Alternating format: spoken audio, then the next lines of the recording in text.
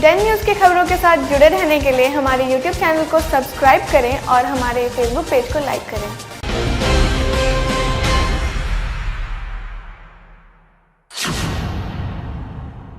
नमस्कार, आपका स्वागत है डेन न्यूज़ में और आपके साथ मैं हूं प्रतिज्ञा कश्यप। खबरें विस्तार से। जिला प्रशासन लगातार निजी नर्सिंग होम की जांच कर रही है, पर निजी नर्सिंग होम की मनमानी थमने का नाम नहीं ले रहा है। कोरोना जैसी महामारी को अवसर समझकर मानक से अधिक बिल की अवैध वसूली की जा रही है, जो प्रतिदिन अधिकारियों की जांच में सामने निकल कर आ रही है। स्वास्थ्य विभाग द्वारा बार बार अस्पताल प्रबंधकों को रेट लिस्ट लगाने की बात कही जा रही है, जिसका पालन मुजफ्फरपुर के किसी निजी नर्सिंग होम में नहीं किया जा रहा है। ऐसा ही एक मामला गुरुवार को सामने आया। मनियारी थाना क्षेत्र के सिलौद गांव निवासी जीवच राम के कोरोना पॉजिटिव होने पर परिजनों द्वारा गॉड लोकल अस्पताल में भर्ती कराया गया। परिजनों ने बताया कि अस्पताल के द्वारा 20,000 प्रतिदिन का बिल उनसे वसूला गया। जब वे बिल देने में असमर्थ हो गए तो मरीज को रेफर कर दिया गया। गॉड लोकल अस्पताल से सदर अस्पताल स्थित MCH डेडिकेटेड कोविड-19 अस्पताल लाए जाने के दौरान जीवच राम की मृत्यु हो गई। डॉक्टरों का कहना है कि ऑक्सीजन की कमी के कारण उनकी मृत्यु हुई है। वहीं परिजनों का आरोप है कि मात्र 5 किलोमीटर की दूरी में ही ऑक्सीजन कैसे समाप्त हो गया। उन्होंने जिलाधिकारी को ज्ञापन सौंप गॉड लोकल अस्पताल की चिकित्सा सेवा और सेवा शुल्क वसूले जाने की जांच की मांग की है। राम जो रिटायर्ड टीचर थे वो ग्लोबल हॉस्पिटल में भर्ती थे और 20,000 रुपया प्रतिदिन के हिसाब से उनसे चार्ज कर रहा था। परिवार का लोग अब उसको आगे 20,000 रुपया प्रतिदिन के हिसाब से देने में सक्षम नहीं थे। उन्होंने जीवच राम को सदर हॉस्पिटल में इलाज के लिए रेफ़र करने की बात कही। उन्होंने रेफ़र किया और एम्बुलेंस में ऑक्सीजन लगा के दिया। ग्लोबल हॉस्पिटल से सदर हॉस्पिटल के कोविड वार्ड तक पहुँचते पहुँचते जीवच राम ने दम तोड़ दिया और सदर हॉस्पिटल के कोविड वार्ड में भर्ती डॉक्टर और वहाँ के चिकित्सा कर्मियों ने बताया कि हॉस्पिटल की ऑक्सीजन की कमी की वजह से इन्होंने दम तोड़ दिया है। अब बताइए, जो ग्लोबल हॉस्पिटल से सदर हॉस्पिटल की दूरी मुश्किल से 5 से 6 किलोमीटर होगी, इतने में ऑक्सीजन की कमी हो जाना, दम तोड़ देना और 20,000 रुपया प्रतिदिन के हिसाब से इलाज के लिए पहले से ही बात करना, उसका कोई हिस्सा भी नहीं देना, ये साबित करता है कि ग्लोबल हॉस्पिटल ने लापरवाही किया है और उसी की वजह से जीवच राम की क्या मांग है आप लोगों का? हमारी मांग है कि हमने DM को पिटीशन दिया है, जो पूरे ग्लोबल हॉस्पिटल की जो कुकृत है उसकी जांच करवाई जाए और पता न कितने ही ऐसे लोगों की वो जान लेता होगा, इसलिए उसकी जो गलत कार्रवाई उस पर जांच करवाई जाए, उसको सजा दिया जाए और अगर गलत तरीके से हॉस्पिटल काम कर रहा है तो तुरंत उसको बंद करवाया जाए। ठीक है, परिजनों का कुछ मांग है क्या? मांग है जो गलती किया है उसको कड़ी से कड़ी सजा हो। हम लोग तो भर्ती किए हुए थे ग्लोबल हॉस्पिटल चांदनी चौक से पश्चिम है। हाँ। वहाँ 11-12 दिन रहे हैं। ठीक। 3 तारीख को भर्ती किया गया था। वहाँ स्थिति उतार चढ़ाव होता रहा और ऑक्सीजन लगाया गया था, ब्लड भी करवाया, उससे भी नहीं उसका हुआ। उसके बाद आज हम लोग हाथ डाल कर उसको वहाँ से रेफर करवाए हैं, सदर में लाए। यहाँ आता तो वो भी क्या किया है कि गैस ऑक्सीजन का सिलेंडर जो खाली लगा के भेजा, खाली सिलेंडर है और लगा दिया, जैसे को हम लोग को कुछ पता नहीं था उसके बारे में और वो खाली आया, यहाँ आते आते वो डेथ कर गए। पैसा वगैरह कितना लिया है वो लोग? पैसा तो करीब 4 लाख के आसपास ले लिया। एम्बुलेंस का कितना पैसा लिया? एम्बुलेंस का भी 3,000 हम लोग दिए हैं। और मांग रहा था? हाँ, 3,500 कम से कम 3,500 मांगा था और 3,000 जो आया पैसा जमा करवा दिया। गॉड ग्लोबल क्या कह के भेजा था अस्पताल वाला? हमको फोन किया कि क्रिया से लेके जाना है सदर हॉस्पिटल में। हाँ, हम आए हैं अपने। देखा ऑक्सीजन वगैरह नहीं था? नहीं आ रहा है ऑक्सीजन था। यहाँ पर आकर ऑक्सीजन खत्म हो गया? तो खत्म हो गया। कितना 3-4 किलोमीटर में ऑक्सीजन खत्म हो गया? अब वहाँ हम ड्राइवर हम कुछ नहीं जानते। वो लोग ऑक्सीजन दिया, उसको लेके आप चल दिए? वहाँ से ऑक्सीजन दिया, हम देखे ऑक्सीजन चालू था, ऑक्सीजन चालू में हम लेके आए, यहाँ से देखे ऑक्सीजन खत्म। एम्बुलेंस चालक है, ऑक्सीजन का यूनिट चेक किए थे कितना ऑक्सीजन है नहीं है? हम नहीं चेक करते, कोई चेक नहीं करते। कोरोना संक्रमण की बढ़ती विभीषिका के बीच अब मुजफ्फरपुर जिला प्रशासन ने लॉकडाउन को लेकर और सख्ती बरतनी शुरू कर दी है। जहां कोरोना को लेकर प्रभावी लॉकडाउन की सख्ती से अनुपालन की कवायद लगातार की जा रही है, लेकिन कुछ दुकानदार इसका अनुपालन नहीं कर रहे हैं। ऐसे में लॉकडाउन अनुपालन का उल्लंघन कर दुकान खोले पाए 10 दुकानों को आज जिला प्रशासन ने न सिर्फ सील किया बल्कि 4 दुकानदारों पर एपिडेमिक एक्ट के तहत कार्रवाई करते हुए उन्हें गिरफ्तार कर थाने पर रखा गया। गौरतलब है कि राज्य में कोरोना संक्रमण के तेजी से बढ़ रहे मामले को लेकर राज्य सरकार ने 15 मई तक लॉकडाउन लगाया है, जिसमें कई निर्देश दिए गए हैं, लेकिन इसके बावजूद लगातार सुबह में आदेश का उल्लंघन कर शहर के मोती झील में रेडीमेड गारमेंट समेत कई अन्य दुकानें चोरी छिपे खोली जा रही हैं, जिसकी जानकारी मिलने के बाद डीएसपी के नेतृत्व में कई जगहों पर छापेमारी की गई। मौके पर पहुंचे एसडीओ कुंदन कुमार ने दुकानों को सील कराया। वहीं लॉकडाउन का उल्लंघन करने के आरोप में 4 दुकानदारों को गिरफ्तार भी किया गया। मुजफ्फरपुर जिला प्रशासन की इस कठोर कार्रवाई से दुकानदारों में हड़कंप मच गया है। वहीं एसडीओ पूर्वी कुंदन कुमार ने बताया कि आदेश का उल्लंघन कर मोती झील में 10 दुकानें खुली हुई थी, जिसको अगले 72 घंटों के लिए सील करा दिया गया है। मौके से 4 व्यक्तियों की गिरफ्तारी हुई है, जिनको नगर थाने में रखा गया है। विधि सम्मत कार्रवाई की जा रही है। जिला आदेश के विपरीत कुछ रेडीमेड गारमेंट्स ब्यूटी प्रोडक्ट्स की दुकानें अनावश्यक रूप से चोरी चुप के लोग खोले हुए थे। प्रोविजनल डीएसपी अपना रेगुलर इंस्पेक्शन में निकले हुए थे, पाए कि ये सारी दुकानें खुली हुई हैं। सूचना के उपरांत मैं आया और उन दुकानों को सील कर दिया गया है। अगले 72 घंटे तक सील रहेगा और इस क्रम में 4 लोग भी गिरफ्तार हुए हैं, जिसे नगर थाने में रखा गया है। अग्रेतर कार्रवाई जो नियमानुकूल होगा वो की जाएगी। कोरोना संक्रमण की बढ़ती रफ्तार पर ब्रेक के लिए राज्य सरकार द्वारा 15 मई तक लगाए गए पूर्ण लॉकडाउन का अनुपालन के लिए जिले में पुलिस प्रशासन लगातार प्रयासरत है। लॉकडाउन के 8वें दिन भी पुलिस सुबह 7 बजे से लगातार क्षेत्र में घूमकर लोगों को लॉकडाउन का पालन कराने में जुटी है। सड़क पर चल रहे वाहनों से रोककर उससे पूछताछ की जा रही है।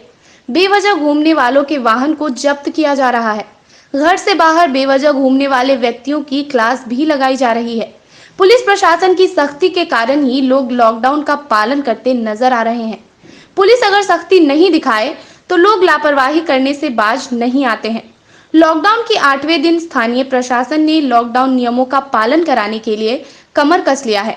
11 बजे के बाद पुलिस खराब मौसम को नजरअंदाज करते हुए सड़क पर सख्ती से लॉकडाउन का पालन करवाती नजर आई। पुलिस बल के जवान बैरिया चौक पर नियमों के पालन को लेकर डटे हुए हैं। बेवजह आने वाले लोगों से पूछताछ की जा रही है। पुलिस उन्हें कोरोना चेन को तोड़ने में सहायता के लिए अपने घरों में ही रहने की सलाह दे रही है। स्थानीय प्रशासन के बीते 7 दिनों के परिश्रम का ही परिणाम है कि जिले में कोरोना का संक्रमण कम होता नजर आ रहा है। के तहत जो है वरीय पदाधिकारी का आदेशानुसार बिना मास्क के कोई भी या बिना काम का कोई भी व्यक्ति नहीं आवे, ताकि बीमारी पर नियंत्रण रखा जा सके। जिसके लिए बिना हेलमेट का या बिना पास के जो जा रहे हैं उन्हें रोका जा रहा है, ताकि अपने समय अधिक से अधिक घर में रहे, ताकि बीमारी पर नियंत्रण रखा जा सके। किस तरह का चेकिंग चल रहा है यहाँ पर? जो अनावश्यक रूप से जो जा रहे हैं या उसे रोका जा रहा है, और जो कार से जा रहे हैं या बीमारी से जा रहे हैं या बीमारी से जा रहे हैं दिया जा रहा है। जिले के साहिबगंज थाना क्षेत्र के विभिन्न क्षेत्रों में पुलिस का डंडा चला। बेवजह सड़कों पर घूमने वालों के खिलाफ पुलिस ने अभियान चलाकर कईयों के चालान काटे, कईयों को उठक बैठक कराया, तो वहीं लॉकडाउन नियम का पालन नहीं कर रहे 4 दुकानों को सील किया गया। साहिबगंज अंचल अधिकारी राकेश कुमार और थानाध्यक्ष अनूप कुमार के नेतृत्व में यह विशेष अभियान चलाया गया। पूरे मामले पर पूछे जाने पर सीओ राकेश कुमार ने बताया कि सरकार द्वारा जारी निर्देश का पालन कराया गया। इस दौरान जो भी दुकानदार निर्देशों का पालन नहीं कर रहे थे, उनके दुकानों को सील किया गया है। साथ ही साथ वैसे लोग जो बेवजह सड़कों पर घूम रहे हैं, उनके खिलाफ कार्रवाई की गई है। लॉकडाउन के उल्लंघन करने वाले वैसे दुकानदार जिनको सरकार द्वारा निषेध किया गया है कि दुकान नहीं खोलना है, इसके बावजूद इनको द्वारा खोला गया था, और वैसे 4 दुकानों को चिन्हित करके सील किया। आरजेडी वरिष्ठ नेता और पूर्व मंत्री रामविचार राय के निधन के बाद आज अंतिम यात्रा में कोरोना गाइडलाइंस को तोड़ते हुए लोगों की भीड़ उमड़ पड़ी। इस दौरान सोशल डिस्टेंसिंग के सारे दावे फेल हो गए। दरअसल बीते दिन पटना के एक निजी अस्पताल में बिहार सरकार के पूर्व मंत्री रहे रामविचार राय का निधन हो गया।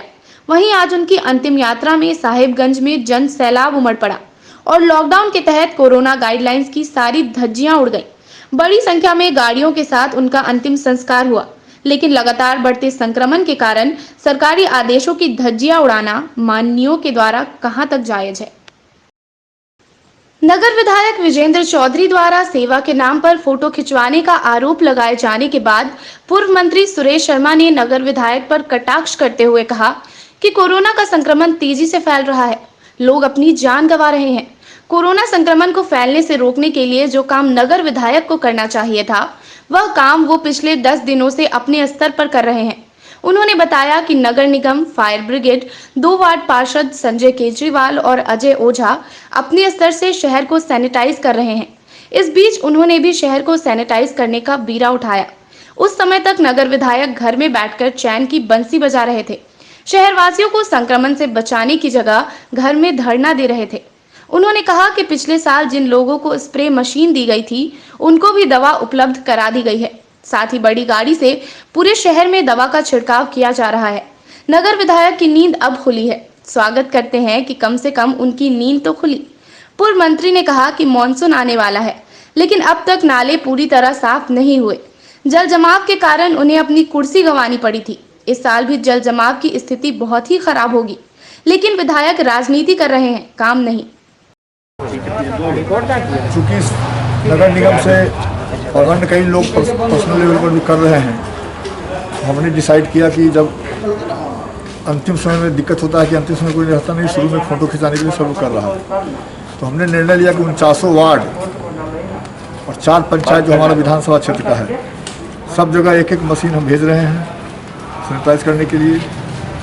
20-20 लीटर 25-25 लीटर दवाई भेज रहे हैं और इसमें कोई कमी नहीं होने दी जाएगी। और एक बड़ी को शर्म आनी चाहिए कि नगर निगम भी अपने मुट्ठी में कैप्चर किए हुए हैं, उसके भी वही एक तरह से अध्यक्ष और मेयर हैं, और दूसरे तरफ से विधायक बने हुए हैं, लेकिन यह बीमारी से हजारों आदमी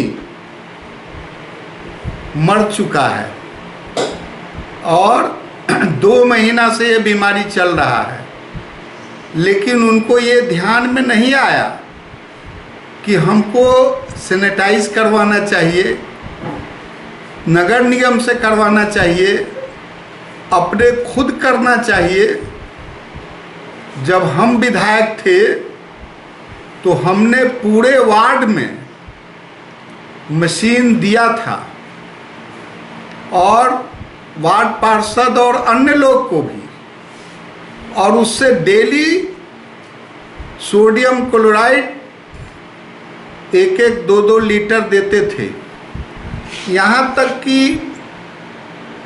हम फायर ब्रिगेड की गाड़ी को बुलवा करके उसमें सोडियम क्लोराइड अपने पैसे से ये देते थे, नगर निगम का नहीं, और उससे छिड़काव पूरे शहर में कराया जाता था, जिससे कोविड-19 का असर मुजफ्फरपुर में कम दिखा। हमने 20 लाख रुपए से ज़्यादा का लोगों को भूखमरी की स्थिति में अनाज दिया, पैकेट बना करके घर में रात्रि में पहुंचाए। लेकिन आज हम विधायक हैं चाहे नहीं हैं, लेकिन दिल में दर्द है कि यह जिस जनता ने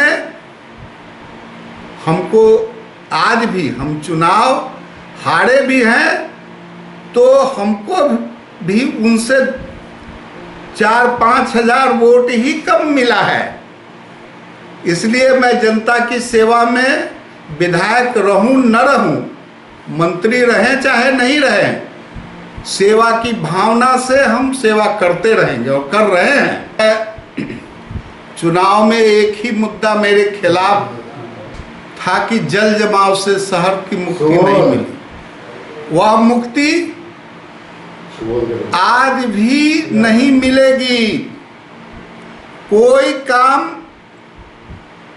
नए व्यवस्था नए विधायकशिप में नहीं हुआ है, बल्कि जो आउटफॉल नाला बनाने का 200 करोड़ का हमने जो स्कीम दिया था, उसके लिए भी विधायक प्रयास नहीं किए। मनिका में वह काम रोक दिया गया। एक दिन भी उनका स्टेटमेंट नहीं आया कि इसको वह जमीन जो है, वह सारी जमीन दाह संस्कार के लिए नहीं था, लेकिन वह दाह संस्कार के लिए वह कर करके उस काम को रोक दिया गया। पानी निकलेगा तो कहाँ? फर्दों की उड़ाही नहीं हुई, फर्दों की उड़ाही नहीं हुई। मुजफ्फरपुर पुलिस को बड़ी सफलता हाथ लगी है। लूटकांड समेत कई मामलों में शामिल अंतर जिला गिरोह के अपराधियों को धर दबोचा है। पुलिस को यह कामयाबी नगर थाना क्षेत्र के सरियागंज टावर से मिली है। दरअसल वरीय अधिकारियों को सूचना मिली कि कुछ अपराधी बड़ी घटना को अंजाम देने वाले हैं, जिसकी जानकारी मिलते ही वरीय अधिकारियों ने थानेदार को निर्देश दिया। इसके बाद पुलिस ने छापेमारी करते हुए 4 अपराधियों को गिरफ्तार किया। उनके पास से देसी पिस्टल, जिंदा कारतूस, मोटरसाइकिल और 1 किलो गांजा बरामद हुआ। इसकी जानकारी देते हुए डीएसपी टाउन राम नरेश पासवान ने बताया कि पहले भी यह अपराधी जेल जा चुके हैं और कई कांडों में इनकी संलिप्तता है। वहीं गिरफ्तार अपराधियों में पंकज कुमार, राजा कुमार, रोशन कुमार और राहुल कुमार शामिल हैं। क्या नगर थाने पुलिस को गुप्त सूचना मिली थी कि कुछ अपराधकर्मी बड़ी संख्या में मादक पदार्थ और आर्म्स लिए हुए सरियागंज टावर के पास इकट्ठा हुए और साथ ही अपराध को अंजाम देने के फिराक में। सूचना के सत्यापन एवं आवश्यक कार्रवाई में ये टीम बनाकर करके गए। इसी दौरान 4 अपराधकर्मी पिस्टल, गोली और 1 किलो गांजा के साथ और गिरफ्तार किए गए हैं। इन सभी के विरुद्ध मुकदमा दर्ज कर न्यायिक हिरासत में भेजा रहा है। इसमें से एक अपराधकर्मी है राजा, जो पूर्व में मोतिहारी से मेसी थाना से 10 लाख के पेट्रोल पंप लूट में जेल जा चुके हैं। साथ ही विभिन्न थानों से ये और भी कांड में जेल जा चुके हैं। इनका आपराधिक इतिहास रहा है। साथ ही दूसरे अभियुक्त का भी आपराधिक इतिहास रहा है। इन लोगों के संबंध में विशेष जांच की जा रही है। तो ये लुटेरे थे, लुटेरे गिरोह से है या किस? जी बिल्कुल, इनों का आपराधिक इतिहास रहा है। ये लूट करने में माहिर है, कई घटनाओं को अंजाम दे चुके हैं। साथ ही ये लूट की घटना को अंजाम देने के लिए यहाँ इकट्ठा हुए थे। कोरोना महामारी न सिर्फ शहरी बल्कि अब ग्रामीण क्षेत्रों में भी फैल रहा है। ऐसे में अपनी जान की परवाह किए बिना स्वास्थ्य कर्मी और सुरक्षा कर्मी लगातार अपने कार्यों का निर्वहन पूरी ईमानदारी से कर रहे हैं। वहीं इनकी भी सुरक्षा प्राथमिकता है। इसको लेकर गायघाट के पूर्व विधायक प्रत्याशी सुबोध सिंह आगे आए और अब तक इनके द्वारा जिले में 500 से ज्यादा पीपीई किट बांटे जा चुके हैं। वहीं गुरुवार को सुबोध सिंह के नेतृत्व में गायघाट पीएचसी और टीकाकरण केंद्र पर दर्जनों पीपीई किट का वितरण किया गया। महामारी का जो समय चल रहा है, इसमें आप सभी देख रहे हैं कि किसको क्या हो रहा है, किसी को समझ में नहीं आ रहा है। तो जो लोग हमारे टीकाकरण कर रहे हैं, जो सुरक्षा कर्मी हैं हमारे, जो लोगों की सुरक्षा में लगे हुए, जो दिन रात रोड पे और जगह जगह पे अपना वैक्सीनेशन का काम कर रहे हैं, उन लोगों को सुरक्षा, अपनी सुरक्षा भी देखनी होगी पहले, और उसके बाद लोगों का सुरक्षा, पहले अपना फिर लोगों का। तो इसके लिए हम सभी सुरक्षा कर्मी को और वैक्सीनेशन देने वाले डॉक्टर्स, नर्सेज सबको पीपीई किट पहनने का सलाह दे रहे हैं और पीपीई किट साथ में। अब तक आप लोग कितना पीपीई किट बांट चुके हैं तकरीबन? अभी तक पूरे मुजफ्फरपुर जिला में अगर देखा जाए तो हम लोग 500 किट के आसपास बांट चुके हैं। पूरे देश में कोरोना महामारी के बीच ईद मनाई जा रही है।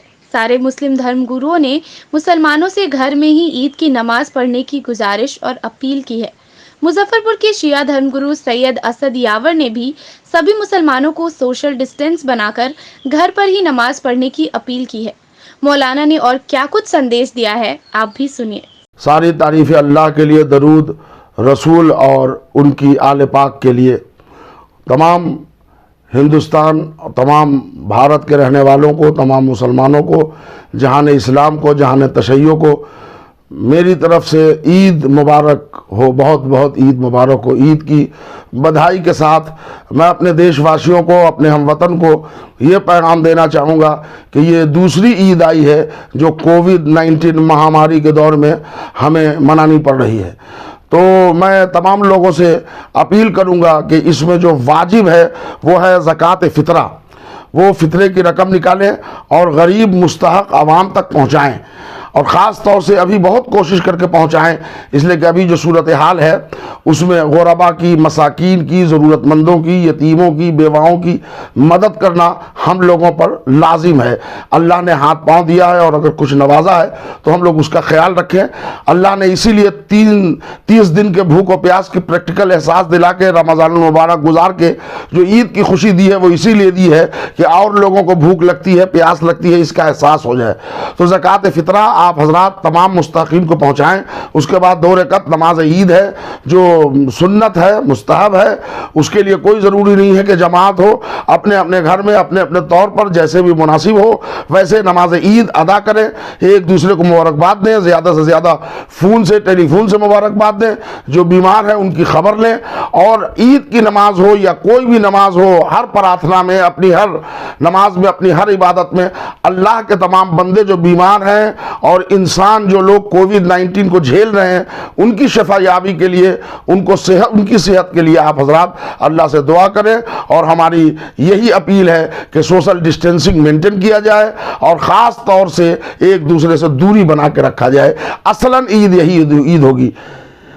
और ये मैसेज न सिर्फ ये कि मुजफ्फरपुर के तमाम मुसलमान भाइयों, शिया भाइयों, सुन्नी भाइयों के लिए नहीं, बल्कि ये पूरी दुनिया के लिए और पूरे भारतवर्ष के लिए है कि हमारी अपील हाथ जोड़ के कर रहा हूँ कि ईद को मनाएं, ज़रूर मनाएं, लेकिन अपनी खुशी में सोशल डिस्टेंसिंग का ख्याल रखें, सरकारी गाइडलाइन का ख्याल रखें, इसलिए कि खाली बीमारी लेने का डर नहीं होता, किसी को दे देने का भी डर होता है। इसलिए मस्जिदों में और इबादत गाहों में जाके इबादत न करें, अपने अपने तौर पर घर में नमाज पढ़ें, ज़कात फ़ितरा ज़रूर निकालें, एक दूसरे की मदद करें, यही सबसे बड़ी ईद है। सलामु अलैकुम व रहमतुल्लाहि व बरकातुहू। फिर से एक मरतबा मैं सैयद असद यावर खतीब मिल्लत जाफरिया मुजफ्फरपुर आप तमाम लोगों को ईद की बहुत बहुत मुबारकबाद देता हूँ।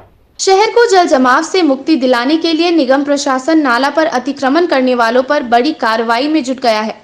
इसे लेकर 16 सदस्य अतिक्रमण कोषांग का गठन किया गया है, जो आवश्यकता अनुसार अतिक्रमण खाली कराने से लेकर प्राथमिकी दर्ज कराने तक की कार्रवाई करेगा। पहले ही नगर निगम प्रशासन अतिक्रमणकारियों को नोटिस जारी कर चुका है, बाकी अतिक्रमणकारियों को चिन्हित किया जा रहा है। दूसरी ओर शहर के कई आउटलेट की सफाई नहीं होने से बुधवार को हुई हल्की बारिश से शहर में लगे जल जमाव को लेकर मेयर सुरेश कुमार ने चेतावनी देते हुए कहा कि आउटलेट से 1 किलोमीटर पहले तक 1 इंच भी सिल्ट नहीं रहना चाहिए। 15 मई तक सभी आउटलेट की सफाई हो जानी चाहिए। उन्होंने कहा कि नालों पर अतिक्रमण के कारण शहर में जल जमाव हो रहा है, जिसे जल्द ही दूर कर दिया जाएगा। वो तो अतिक्रमण तो मैं पहले भी कहा हूँ, बोर्ड में ही पास है कि जो भी नाला, चूँकि नाला नगर निगम होता है और जो भी गृह स्वामी द्वारा नाला पर अतिक्रमण किया गया है वो तोड़ा जाएगा। हाँ, ये देख लिया जाएगा कि उससे पानी अवरुद्ध हो रहा है कि नहीं। ये हमारे अफसर का काम है देखने का, सफाई प्रभारी काम है देखने का, और भरसक कोशिश रहेगी कि किसी नगरवासियों को परेशानी ना हो। लेकिन नगरवासी से मैं अपील रहेगा कि कृपया जो भी नाले पर स्लेब बनाए हुए हैं जिससे नाला अवरुद्ध हो रहा है, आप लोग भी कहते हैं कि जल जमा हो रहा है, और मैं खुद घुमा हूँ, खुद देखा हूँ कि बहुत जगह ऐसा है कि नाले पर स्लेब डाल के बना दिए, इसे अवरुद्ध हो जा रहा है। वैसा जो वो तोड़ा जाएगा, उसके लिए सख्त निर्देश दिया हुआ है। मुजफ्फरपुर जिले में कोरोना के संक्रमण के बीच डंपिंग पॉइंट पर ब्लीचिंग पाउडर का छिड़काव नहीं किए जाने को लेकर मेयर सुरेश कुमार ने आपत्ति जताते हुए कहा कि यह लापरवाही घातक हो सकती है। उन्होंने बताया कि इस संबंध में सिटी मैनेजर और सफाई कर्मियों से शो कॉज किया गया है कि आखिर क्यों डंपिंग पॉइंट पर ब्लीचिंग पाउडर का छिड़काव नहीं हो रहा है। उन्होंने बताया कि कई वार्ड पार्षदों से लगातार यह शिकायत मिल रही थी कि कूड़ा उठने के बाद डंपिंग स्थल पर ब्लीचिंग पाउडर का छिड़काव नहीं हो रहा है। उन्होंने खुद निगम क्षेत्रों में घूमकर स्थितियों को जाना।